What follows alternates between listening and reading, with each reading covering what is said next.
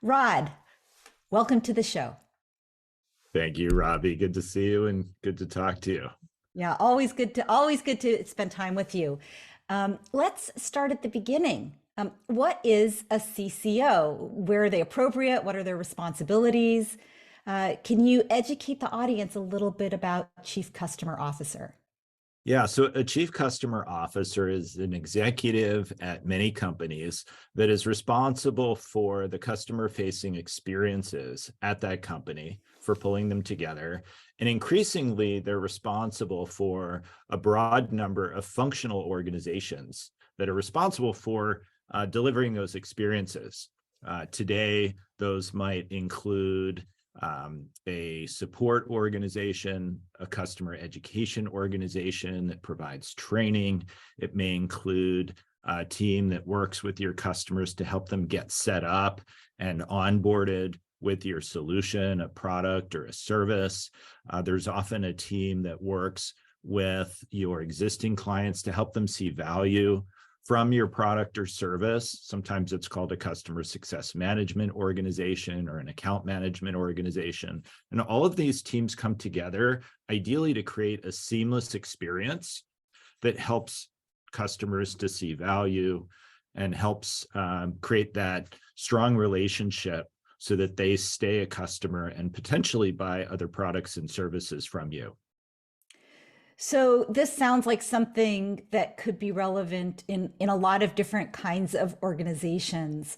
I think it got its start, and correct me if I'm wrong, on the more technical B2B side. Um, but where is it most valuable, and are there places where, like, are there organizations where you would say you don't need a chief customer officer? Yeah. So the chief customer officer role just, generally started around 15 years ago. And it was part of organizations, whether it was technology companies, retail companies, other business services types of companies. And that initial role was often to gather feedback, gather voice of customer from various listening posts, assemble it, interpret it, and then try to influence organizations based on what your customers were saying. And this first generation of chief customer officers didn't necessarily have the operating teams to affect those outcomes. They were basically getting this feedback and then trying to influence a product team to create a product in a different way or their solution, and then working with a sales organization or influencing how the marketing team described the solution to better set expectations. And what's happened over the past 5 to 7 years is this role of chief customer officer now has operating teams, in some cases, very, very large organizations that are responsible for actually the delivery of these experiences and outcomes to their customers.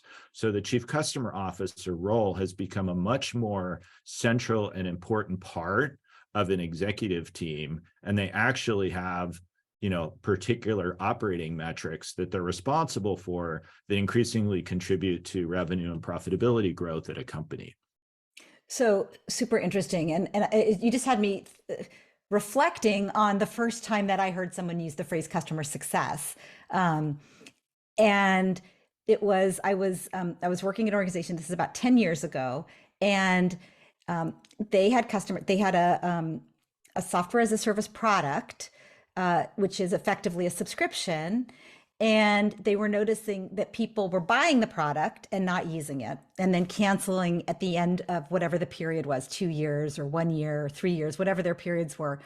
And so they said, we need customer success. They had seen it in other organizations, and they brought in, I'm sort of laughing, but they brought in a 23-year-old, really good inside sales rep to run it. Um, and it's just interesting to me. At the time, I remember I was a consultant, and he asked me, go work with her and help her do all the things you just described, right? Clearly not the profile of somebody who would be running a large organization or having the ear of the CEO, or interactions with the board. But I think people were realizing that all value was going through her, right? And she was completely, in my opinion, unequipped to deal with it. Not her fault, but I mean, she had never led a team. She had never been an executive. She had never built a product, been part of a product team. But I do think there's something about as a service or subscriptions that especially lends itself well to customer success, which I know is just one component, and also customer centricity more generally. Have you seen that, or do you think that this role and this kind of mindset can work in any kind of organization? I think the role of a chief customer officer and this ability to be customer centric works in almost any organization, because in most cases, your customers are making a decision whether they want to stay with you and your service or whether they want to move to a competitor. And so, I had worked for a long time. We first met when I worked at Intuit. And one of the products I was responsible for was our payroll service. And we competed with ADP. We competed with people writing checks on Fridays to pay their employees. And what we realized was that you could create a payroll service that had great sort of touch points when somebody signed up for the service. How did you work with them to make it easy to transition from writing paychecks by hand or with an accountant to doing it yourself? When you wanted to do your quarterly forms or at the end of the year, these were add-on services. So it could expand relationships, and it became easy. And you wanted to make sure that you had a team, what we would now call a customer success team, that was making sure that they were using it, paying their employees on a weekly basis, that they were getting value from it, that they understood that there were maybe more solutions or benefits that you could provide, like these quarterly filings or end of year tax summaries that weren't necessarily part of your base solution. And industries across all segments have these same challenges of demonstrating value to their customers. And I think this is why this concept of helping make your customers successful has been so important for subscription businesses, not just in the technology industry, but in basically any type of product or service where your customer is making a decision. Do I want to work with you again, or is there an alternative that provides better value? Right. Any business where your customer has a choice and where the need is ongoing really can benefit from having a little more customer centricity and perhaps a customer centric leader on the executive team. It's that if you're last gas for 100 miles, or you have the patent for the drug that keeps people alive, they don't have any choices. You really don't have to be that nice to them. You don't have to really understand them. Although I would say even in those cases, what I've come to believe is, if you're last gas for 100 miles and your bathroom's dirty, someone's going to put a gas station right next to you with a clean bathroom, right? So even if you don't have competitors, it's probably worth thinking about all those touch points. And also, I think the other thing that you bring up that's really important for people to grasp is that it's important to think about the touch points after the moment of transaction, right? A lot of organizations are very focused on the touch points leading up to the money exchanging hands. And then they sort of forget that person or that customer and go back out into the wider pool and try to find another customer, rather than saying, okay, we have this customer, like you brought up onboarding, you brought up touch points on their journey, you brought up expanding the relationship. Maybe they didn't know that Intuit has all these additional features, maybe that are even included. Getting the value you're already paying for can be a very powerful way to keep people and also to inspire them to trust you to go even deeper. Yes. And I believe that is a different role fundamentally than a sales organization, which was one of the key differentiators, because sales is good at understanding unmet needs and driving to a transaction. But a lot of times there's not always an obvious next product or service to purchase, and sales teams are often incented to spend time and invest only when there are these growth opportunities. But somebody needs to be responsible for making sure that customer is seeing value from the things that they're getting, so that there are these opportunities for growth later on. I wanted to share a story about my own experience. My first job was working at my mother's dry cleaners. And you'd be thinking to yourself, like, what does dry cleaners have to do with, a subscription service? But I would argue that somebody who's working and maybe is wearing, 5 shirts a week and coming in to get them cleaned, or, their dresses every week, that is fundamentally a recurring revenue business. And so as a teenager, I would work at my mom's store and make a game out of trying to remember everybody's name when they came in, so that I would greet them by name, and they would perhaps have a differentiated experience. They would appreciate the fact that I asked them about themselves. If you remember, it goes around, the little cycle. I would be able to pick their name out of our sort of the tag holder and start getting their clothes even before they, got to the counter. And they really appreciated that. And that was sort of my first experience in understanding the value of making those connections with customers, so that people would actually look forward to bringing their clothes in and getting it cleaned. Creates that little differentiation where in a fairly commodity type of business. And I would imagine there are a lot of companies out there where those in that recurring revenue business, or whether you have repeat interactions with your customers, where those nice little experiences make a big difference for your customers, and you'll be able to keep them over time. Yeah, I love that story, especially because I know there are a lot of people listening who are starting small businesses, run small businesses, or run businesses where it's not officially a subscription business, but it is, what I call part of the membership economy, where somebody feels like they belong. And I imagine that many people might have started going to your mom's dry cleaners because it was conveniently located, or the prices were low or fair or whatever, but that was the acquisition benefit, location, price, but the retention benefit was you, right? It's fun to see her son, and it's faster, it's friendlier, it changes it from being a chore to being a visit. And all of that, like just even changing your mindset, and not, you and I are both in Silicon Valley, we both worked with a lot of tech companies.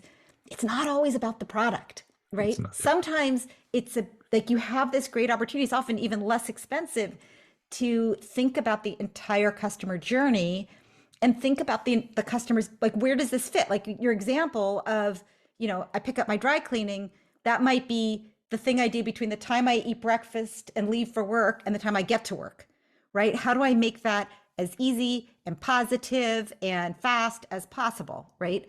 There's so much more to it than just we're in the business of clean clothes, right? And people often don't care. I don't know if this is true. Maybe I'm taking this too far, but I, as a dry cleaning customer, don't really understand when the dry cleaners tells me that they've changed their process and it's, better or cleaner or 8% cleaner or whatever. But I do recognize when there's a parking spot out front, when they have my stuff ready before I get there, when they've taken extra attention with details, or they remember my daughter's name. All of that contributes to, how do I make this task easier and more enjoyable? Yes. So when I wrote a book called the Chief Customer Officer Playbook, which is an opportunity to all in one place define what the role of the Chief Customer Officer is, the key responsibilities, and importantly, the skills and expectations that, from my work with clients and my experience over 20 years working at recurring revenue companies, were important for leaders to develop, for business owners to develop. And I think the principles and strategies that I talk about in the book are applicable across industry. And, one of the themes that I discuss is the importance of being thoughtful about what your differentiators are, and you as an individual leader, the culture that you create for your organization around focusing on customers and creating these differentiators. Because many times your customers don't really understand why your product is like physically different than another, or it feels like a commodity. But what's different to them is how they feel about using your product or service, or how easy it is to do business with you. And so in the book, I talk about a number of, stories and examples of how, I or dozens of leaders and managers that I interview and I know the stories that they tell around building that experience into the work that they do. So you get extra credit points for anticipating my next question, which was about the Chief Customer Officer Playbook, that book that you mentioned. We'll make sure to have a link in the show notes. I'm amazed that it's taken this long for this book to come out. Honestly, I think it's really, really important. And I think that you, having been, in recurring revenue businesses for such a long time, having experiences with a variety of businesses, and, in some cases working, like what I sort of think of as like a meta customer, being the customer success leader, the chief customer officer at a, company that supports that function, really makes you uniquely qualified to write this book. The book's divided into 3 parts, right? The role of the CCO, the path to becoming the CCO, and then kind of how to get there, action plan, and then trends. Let's talk about each one. We've talked somewhat about the role of the Chief Customer Officer. Is there anything else that we didn't get to when you think of that role, and how your understanding of that role has evolved since you were that kid in the dry cleaners? Yeah, I would add 2 things to what I talked about earlier. One is the importance that the Chief Customer Officer plays in bringing the point of view of the customer back into the decisions made by the executive team. There's no one else who's solely responsible for that.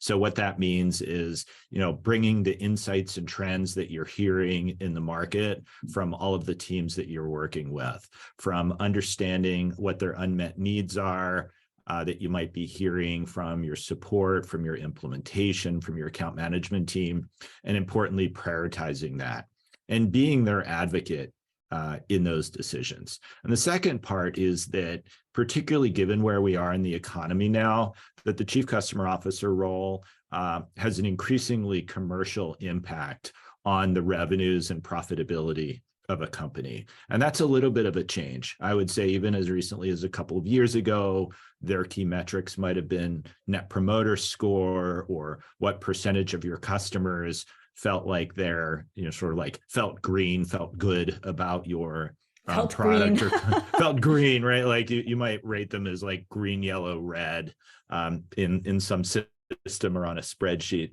And now your board and your investors and your CEO really expect you to be contributing directly to revenue growth through increased retention, through expansion into other products and services. So I would sort of add that as a dimension of the key responsibilities of a Chief Customer Officer.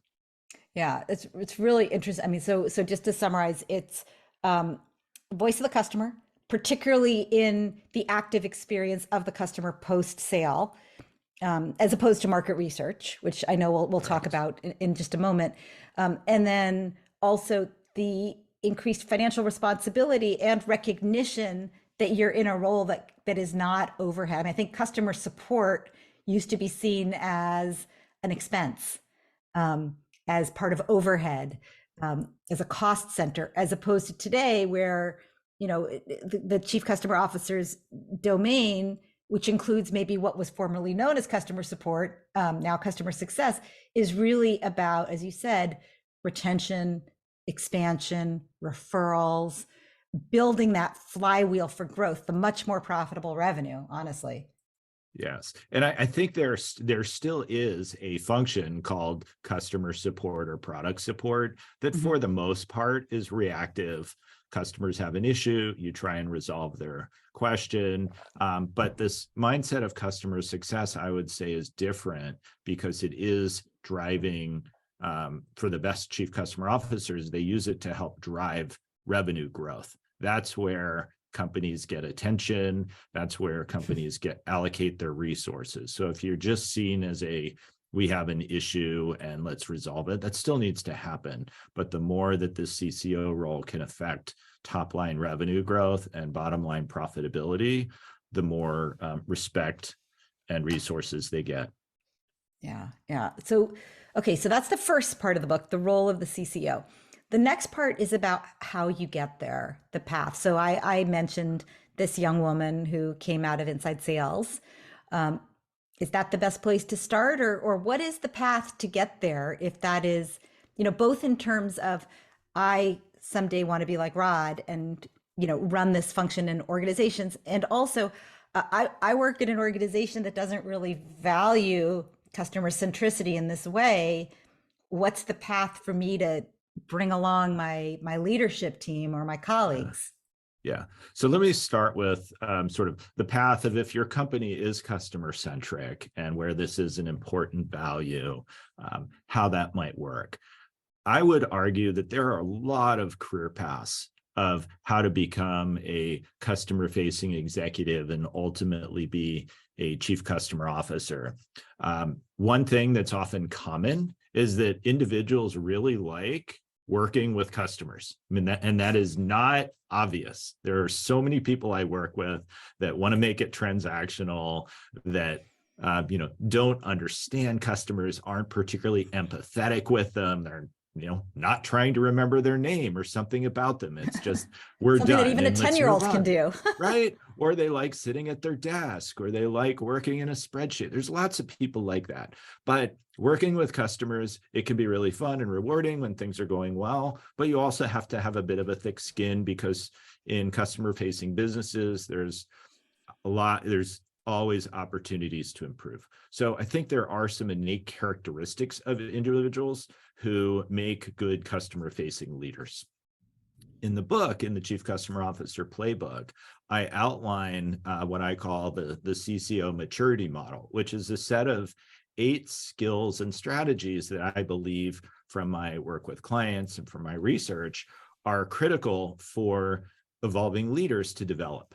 And those types of skills can be applied at any level of an organization, whether you're a manager, a director, a VP, chief customer officer. They just potentially have bigger impact. And so, one example of that is the ability to communicate and tell stories.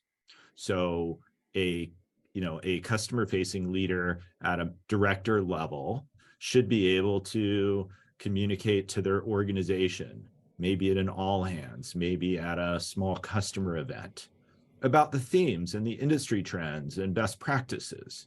And then as you become a vice president, you should be able to do it at your company all hands, and maybe at a breakout session at your customer event, or at your, sort of your annual company meeting to get on stage. And then at a chief customer officer level, you might be able to do that to your board of directors. You might be a keynote speaker at your company event. You might be asked to speak at industry conferences. So what I outline in the book are the set of skills that create the foundation for being a customer-facing executive, and the types of activities that you can be doing to build those skills wherever you are in an organization. I find it less important that you are in one function versus, it's actually probably better to have worked across different functions, to work in a support organization, to work in an education team, to work in a success management team, to work with new customers to help them get started, because you start to understand all of those experiences and how they come together. Yeah, yeah, super interesting. The takeaway I'm getting is it's more about your proclivities and your skills than it is about what roles you've had in the past. And some of the stuff can't be taught. Some of it can, but some of it is what kind of, what gets you excited, what gets you out of bed in the morning. It's a personality, but that there are some very, very specific skills that will drive success. Storytelling, empathy, but also understanding of your company's products and how they sell. Yeah. Right. Yes. Yeah. Good. Okay. So that's the path. And then the last thing you talk about is you have action plan and trends. Why did you end with that? There are I think one of the skills of being a chief customer officer, being an aspiring customer facing leader, is being able to anticipate the future and bring those insights and best practices back from your, back to your customers. A lot of teams, and you talked earlier about companies that aren't customer centric, a lot of it is just reactive. And a big transition for companies is to go from being reactive to proactive. And what I try to do in this sort of insights and trends at the end of the book is to give people ideas about where to be, thinking about in their career and what types of things are happening externally, so that as they talk to peers, as they identify best practices that other people are doing, that they can bring it back to their own companies. So an example of a trend that I think will be increasingly important is what's happening around artificial intelligence and sort of machine learning. Basically being able, and this goes to where we are in the economy, a lot of companies are trying to increase automation and self-service and operational efficiency because they don't have the same resources that they may have had over the past couple of years. The ability to make these self-service resources more automated is very important. And I think this we've seen even in the last couple of weeks around the introduction of ChatGPT and giving examples of how you might be able to ask questions and get answers could be used around support organizations. It could be used around how people learn to use your solution. And I'd encourage the audience here to just try it out. Go to the website and ask a question that your new customers might ask, or go and ask a question that your support customers that might have in support. And I think you'll be shocked. How good the answers are. I was shocked. I published my book just over the last 2 weeks, and I went and asked the chatbot to give a 200-word summary of the Chief Customer Officer Playbook by Cherkas, and it wrote a shockingly good overview. First, I don't know how it got the information behind it, but it was actually quite relevant. And so I did a couple of things like that. So it could be one area that helps you improve your experiences for your customers without having to add resources. And the second trend that I wanted to, I'll just give an example, is that customer-facing executives will have increasing impact on their company's financials, and that will become a more important part of how their success is measured, where that hasn't necessarily been over the past couple of years. The ability to connect the dots between what your team is doing and revenue outcomes or profitability outcomes, and whatever business you're in, whether you're in healthcare, whether you're in technology, whether you're in financial services or, retail. I think that being able to demonstrate the impact of what you're doing is critical. Yeah, you worded that, I think, if I'm remembering right, as increased accountability for revenue and profitability. Which is interesting because that's a little bit of a double-edged sword, right? It's great that you're, part of the, you have the financial, recognition that what you're doing is important, and you probably get bigger budgets and more responsibility, but also it moved from being sort of a softer thing to being something where people are going to really care about the metrics you're driving. Yes, and that accountability means that your executive team and your board can count on you for certain results. So one of the methodologies I've been talking about is this concept of a CCO odometer, of how does your Is that a new metric or a new dashboard? That's my new gauge, and it's basically a gauge of how well your CFO and your CEO believe that you can deliver repeatable, reliable results. Anybody in a recurring revenue business is expected to create those predictable outcomes. That's what your company is looking for. And a lot of times you're on the left side of that CCO odometer, where you're sort of uncertain about whether your going to get those outcomes, or maybe you have a stage of optimism where you want to get to a stage of reliability. And so I talk about, not in the book, but kind of around the book, of getting to that place where you can be a reliable contributor to those outcomes. And I believe that being accountable and taking a stand saying, I'm going to hit that number, whether that number is a retention rate, whether it's a growth rate, whether it's a profitability metric, is important. And not just saying, I'm going to improve customer experience, because that's very hard to do. How do you improve customer experience in a way that affects your company's financial outcomes? Yeah. Yeah. I know one of the most popular metrics that's often associated with a chief customer officer is net promoter system score. And we talked about the fact that, we both know Stu Berman, who's, involved in the, Bain net promoter system loyalty forum at Bain, and was an earlier guest on the podcast. What are your thoughts on how NPS has evolved and where it fits on the odometer, on the dashboard? What is its role today? What are you seeing out on the horizon?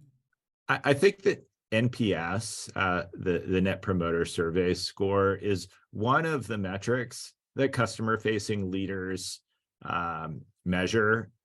It's a general gauge of how the company is doing. I believe, though, that going back to this trend that I've seen among my clients to focus on the financial outcomes, that those customer-facing teams are increasingly focused on a metric called either net retention rate, which is how much of your revenue you are retaining year to year, and also how much you're growing from that base. Another metric called gross retention, which is basically of the 100% that you have at a period of time, how much are you retaining? And then there's a cost of delivery metric, which is another key metric. That NPS is one of those, but isn't necessarily the desired outcome, because as companies need to sort of differentiate their experience and focus on certain segments of customers, the goal isn't always to make every customer optimally happy, because there's a trade-off that you need to make. If you're over-investing in one area, you may not have the ability to invest in a different segment. And so in this environment, this economy where teams are having to make trade-offs, you're not necessarily just trying to do the best thing and make every customer happy. You're trying to be conscious about where you invest your resources. So I think it's something that companies still measure, and it's important, particularly the qualitative feedback, but not always just by itself. Yeah. So the two thoughts come to mind. One of them is you really are shining a light on the importance of having a dashboard and not just one metric. So many companies, they want to have one metric that the whole company can get behind. And I believe that sometimes works for a season, to say, this is the season that we're going to focus on this one metric because we've all been under investing in it. But in the long term, it's about balance, and it's about, these are leading indicators, these are helpful indicators, but they're not the most important. The most important income is about the ultimate outcome. And the other thing that it makes me think of as such a good example of the potential issue with just looking at NPS is, the old sort of folklore tale about Nordstrom and how they used to say that you could return anything, and how you could return a car tire and they would take it and give you money, even though they don't even sell tires, and nobody would ever think that they would sell tires. And that's a perfect example also of why you shouldn't do it. Right. That customer is probably very, very delighted with Nordstrom that they got $87 for their tire or whatever. Yeah. I work with a lot of clients who are thinking about this segmentation strategy. How do they provide differentiated experiences to different groups of customers? Because those customers are all often thinking about different groups of competitors. And so just a quick clarifying, it sure. could be, this is how we serve our pharma customers and this is how we serve our retail customers, but it could also be, this is how we serve our top 10 largest, most engaged customers versus how we serve the 5,000 tiny customers. Absolutely. Yeah. I work with a healthcare client, for example, and their experience serving their top 30 sort of hospital chains and health networks is very different than how they service, the one unit regional hospital or medical clinics in what they do. And it's not even a technology solution so much as just the value they're providing, the insights, the attention they get. And a lot of times your smaller companies don't want the same attention that your larger companies get. They don't necessarily want to hear from you every week. They don't want a meeting all the time, because the person you're working with has multiple jobs. So understanding your cost of delivery and being thoughtful about what value is important, what outcomes are important to each segment is a really important factor for a lot of folks that are likely listening today. Excellent. So we've covered a lot of things. We could obviously talk for a lot longer, but I want to wrap up with a speed round. Does that sound okay to you? Maybe even fun? I would love that. Let's do it. Okay. First subscription you ever had? New York Times in college, and I've had it since then. Yay. Okay. Your favorite subscription right now? My favorite subscription is actually right now LinkedIn Sales Navigator. With the release of my book, it's just been interesting to see who's signing up, who's buying my book, how to communicate with them. So that's top of mind these days. Wow, awesome. Besides you, since we're talking about LinkedIn, besides you, one person and me, besides you and me, one person on LinkedIn that people that care about customer success and customer centricity should be following? I would say Rav Dhaliwal. He's an investor, and he's just had some interesting observations about what he's seeing in his portfolio companies, which are both technology companies and non-technology companies, and how the perspective among board members is changing about what they need from customer-facing leaders. And I've talked about some of these today, about the importance of having a commercial focus on revenue and profitability, the ability to tie the work that you're doing to the outcomes of your company. Best or worst customer experience you've had this past week? Worst is with an insurance company that keeps canceling my auto pay every single quarter. We sign up for it, and we get a letter saying that we've missed our payment, and then we have to call, and it turns out that they send out the letter before the bill date, right? So like there's Awesome. no way to I don't know, probably Let's understand offend that, all but our anyway, customers. well, it's one of the ways that they can improve. Yes. Best cake you ever received for writing a book? Oh, this past week from Katie's Creative Cakes in San Mateo, California. My wife and family made a cake in the style of the Chief Customer Officer. It was awesome, and it had a little picture of me at the top, made of frosting. So they've been calling it Frosting Rod. So You're not a success awesome. until you have a likeness in frosting. Outstanding. And such a sweet guy. Oh, love it. Such a sweet guy. I got it. And best advice for someone writing a book?